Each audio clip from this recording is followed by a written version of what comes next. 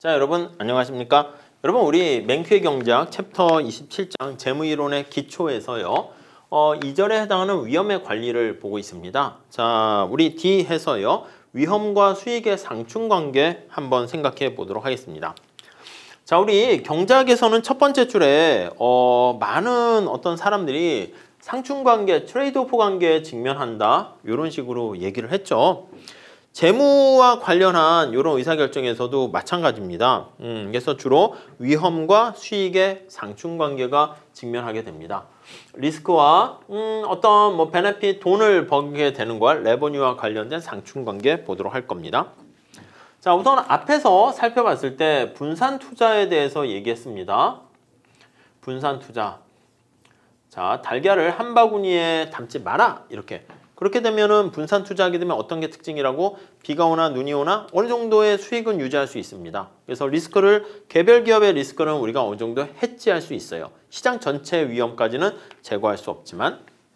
자, 주식 보유에도 반드시 위험이 따르게 되는데 그럼에도 불구하고 위험 기피적인 사람들이 두 번째 줄 보시면 자, 불확실성을 기꺼이 받아들인다라는 것은 그만한 보상이 있기 때문이다. 그러니까 분산 투자도 있긴 한데 사람들이 거기 보시면 위험 회피적인 사람인데도 불확실성을 기꺼이 수용할 만한 이유가 있어요. 그래서 위험이라고 해도 돼. 같은 말로 보세요. 이러한 불확실성 그리고 요거 위험입니다. 위험에 대해서 이렇게 감내하려는 사람들이 있습니다. 예. 테이킹 하려고 해. 부담을 하려고 해. 부담. 왜? 뭔가 대가가 있기 때문에 그렇죠. 왜냐하면 보상이 있기 때문에 그래요. 보상이 있어서 보상 때문에. 내가 잠시 위험에 노출되더라도 그거에 부합하는 보상이 있으면 사람들은 위험을 싫어하지만 그 정도는 감내한다. 기꺼이 받아들인다. 이렇게 보시면 되겠어요. 자, 그래서 거기 얘가 나와 있는데 역사적으로 보시면 채권이나 은행 예금 등 다른 대체적인 금융자산에 비해서 우리가 금융자산이 여러 가지가 있습니다. 금융자산이 보통 거기 나와 있는 것처럼 채권 이렇게요. 우리 채권이 뭔가 우리 앞에서 봤었죠. 예금 좀 이거는 안정적이지 않습니까? 은행에 이렇게 넣게 되는 것이고 그거 말고 주식 이렇게 있습니다. 주식은 내가 삼성전자나 뭐 마이크로소프트사나 엔론사나 이런 거에 대한 내가 소유권을 지분을 갖게 되는 거거든요. 자, 그런데 어느 게 좀 더 위험이 더 높아요? 이 주식이 좀 위험은 높지. 근데 수익률을 보니까 거기 보시면 지난 200년 동안 주식의 평균 실질 수익률은 거기 나와 있는 8%야. 그래서 수익률이 8%니까 높은 거지. 그 위에 나와 있는 예금과 채권 같은 요런 어떻게 보면 약간 안전자산에 해당하는 요건데 요거는 수익률이 3%다 이렇게 한번 해봅시다. 그럼 여러분 어떻게 돼? 주식은 수익률이 높으니까 당연히 주식으로 가야지. 근데 문제는 뭐다? 위험이 있지. 그래서 요거는 좀 위험이 좀 커요. 그러니까 우리가 뭔가 위험이 큰 대신 그만큼을 내가 리스크를 지는 대신 수익률이 높은 보상, 대가를 받게 된다라는 걸 알 수가 있습니다. 이해가 가시죠? 자, 그래서 다음 탈락.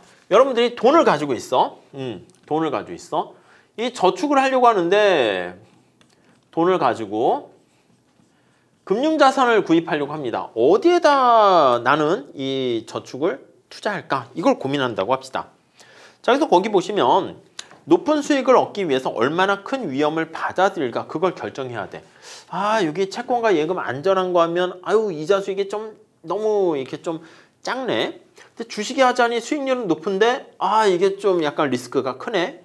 코인? 여러분 뭐 코인 가상화폐 투자합니까? 아무튼 그런 거에 투자하면 뭐 대박이 나거나 완전 다 날아가거나 뭐 그렇게 될 수도 있네. 그러니까 여기 나와 있는 것처럼 이 저축을 어디다가 투자할 것인가 이제 그거를 고민을 하게 됩니다. 자, 그래서 다음에 두 가지 유형의 자산 가지고 포트폴리오를 구성하려는 사람이 있다고 합시다. 첫 번째 유형의 자산은 어떻게 돼 있나 보면 자, 위험이 따르는 다양한 주식들로 평균 수익률은 8%입니다. 수익률은 8%야. 평균 수익률이 8%야. 높네요. 자, 그런데 거기 보시면은 표준 편차가 20%다 이렇게 있습니다. 이 표준 편차가 그냥 변동성이라고 생각하시면 되겠어요. 분산이라고 생각하시면 되겠습니다. 그래서 그냥 20%다 이렇게 돼 있어요. 그러니까 뭐 어떻게 성적이 있는데 성적이 등락 이게 굉장히 좀 크다 이렇게 보시면 되겠습니다. 거기 나와 있는 뭐 정규분포 이거 모르셔도 됩니다. 정규분포 이렇게 해서 기초 통계를 좀 보시면 되겠지만 이렇게 하면 이제 평균이 8%니까 요 8%가 이렇게 평균이 되고 그 다음에 거기 한번 보시면 평균 값에서 표준 편차의 2배 범위 안에 있을 확률이 여기 표준 편차가 이렇게 왔다 갔다 스윙하게 됩니다. 그거 안에 2배 범위 안에 있을 확률이 거기 보시면 40%다. 그래서 거기 보니까 뭐 플러스 마이너스 뭐 48 마이너스 32 해서 요 안에 있을 확률이 거기 나와 있는 것처럼 요 정도 된다라고 보시면 되겠습니다. 그냥 그 내용은 그냥 참고로만 보세요. 아무튼 여기서 알 수 있는 것은 수익률은 높은데 이거 좀 리스크가 있구만. 네, 그런 생각을 할 수가 있어요. 다음 두 번째 유형의 자산이 있습니다. 자, 이건 뭔가 보면은 평균 수익률이 3%야. 위에 나와 있는 요거야. 평균적으로 수익률이 3%입니다. 수익률이 3%. 자, 그런데 표준 편차가 안전해. 표준 편차가 빵이야. 그러니까 무조건 일정하게 3% 수익을 리스크가 없는 거야. 빵 퍼센트 이렇게 돼 있는 거야. 안전한 자산입니다. 자, 그러면 어떤 거에 투자할 것인가 그걸 본다 합시다. 다음 페이지 가볼게요. 그래서 여기 나와 있는 은행의 예금이나 국채 같은 게 여기에 해당하는 겁니다. 그래서 여러분들은 요거 둘 중에 어떤 거를 나눠서 할 것인가 그걸 보는 거야. 그러니까 여기 나와 있는 것처럼 안전자산은 위험은 없네. 수익률이 3 이렇게 있고 위험이 점점 높아지네. 근데 수익률이 당연히 올라갈수록 위험도 높아지네 라는 것을 알 수 있습니다. 자, 그래서 이 관계를 그래프로 표현한 게 거기 나와 있는 위험과 수익의 상충관계 이렇게 나와 있습니다. 자, 우선 제일 왼쪽에 볼게요. 수평축에는 위험, 표준 편차로 나타낸 위험을 표현했고요. 여기서는 수익률로 이렇게 표현을 했습니다. 자, 표준 편차가 제로가 되는 이 두 번째 유형의 자산 같은 경우에는 표준 편차 리스크가 빵이잖아. 이해 가시죠? 그때 수익률은 어떻게? 3%잖아. 그러니까 이거는 내가 주식의 비중이 주식이 지금 불안전한 리스크가 있는 그런 걸 얘기하는 건데 하나도 없어. 주식의 비중이 빵 % 안전자산만 보유하게 되면 요점이 됩니다. 이해 가시죠? 근데 내가 점차 주식의 비중이 1, 2 갈수록 주식의 비중이 커져. 그러면 여기 나와 있는 것처럼 위험도도 높아져. 표준 편차도 커져. 대박이 나거나 쪽박이 날 가능성도 점점 커지게 되는데 여기 나와 있는 것처럼 내가 100% 주식으로 보유했다? 그러면 수익률은 8%가 되는데 표준 편차, 리스크가 20%면 여기에 해당하는 것을 알 수가 있습니다. 이해 가시죠? 20%의 표준 편차에 대응되는 게 8% 이렇게 됩니다. 안전자산을 가지고 있으면 이렇게 수익률은 3%로 작지만 위험은 하나도 없어요. 자, 그래서 여기서 알 수 있는 것은 내가 만약에 수익률을 높게 이렇게 얻으려고 하면은 그러니까 말 그대로 하이 리스크, 하이 리턴이다. 그런 표현을 쓸 수가 있게 됩니다. 자, 그래서 밑에서 두 번째 줄 보시면 그러면 어떤 거 너 투자할래? 그거는 사람들의 취향에 따라 다르지. 나는 위험이 너무 싫어. 그러면 주식의 보유 비중을 빵 해서 안전한 은행 예금으로 조금씩 이자율을 얻게 되는 게 있고요. 그게 아닌 경우는 나 좀 수익률 높이 할래. 그러면 여기 나와 있는 것처럼 수익률 8% 이렇게 되는 걸 추구하면서 여기 위험, 그런 위험을 내가 감내하겠다 이렇게 보시면 돼요. 그러니까 어떤 걸 선택하는가 그 선택과 관련한 정답은 없어요. 그래서 여기서 위험과 수익에 대한 그 선택은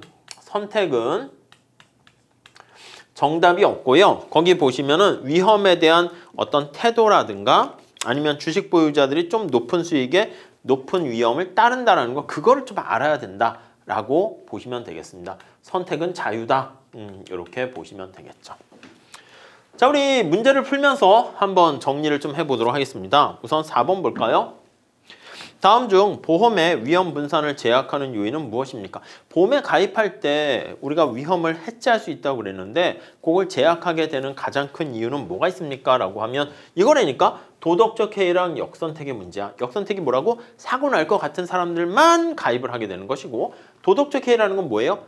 보험에 가입한 이후에 뭐 주의 의무, 조심 의무를 게으르게 하는 겁니다. 그래서 사고가 더 진짜 발생하게 되는 것이죠. 네, 그 정도 보시고 다음 문제 볼게요. 자, 포트폴리오 구성에 있어서 분산 투자의 이득이 발생하는 것은 다음 중 무엇을 제거할 수 있기 때문입니까? 여러분, 포트폴리오 구성을 하게 되는데 골고루 어떤 위험 자산을 막 섞어요. 그래서 달걀을 한 바구니에 넣지 않았는데 분산 투자를 했습니다. 자, 이거는 왜 이득이 발생합니까? 라고 하면요, 우리가 앞서 말씀드린 것처럼 어떤 특정 기업, firm specific 리스크를 우리가 해결할 수 있기 때문에 그런 것이고, 그렇다 해도 경제 전체 침체, 불안과 관련한 시장, 마켓 리스크 같은 것은 우리가 해결할 수 없다. 이렇게 정리를 하시면 되는 거죠. 이해가시겠죠? 네, 그 정도 봐주시면 되겠습니다. 다음 볼게요.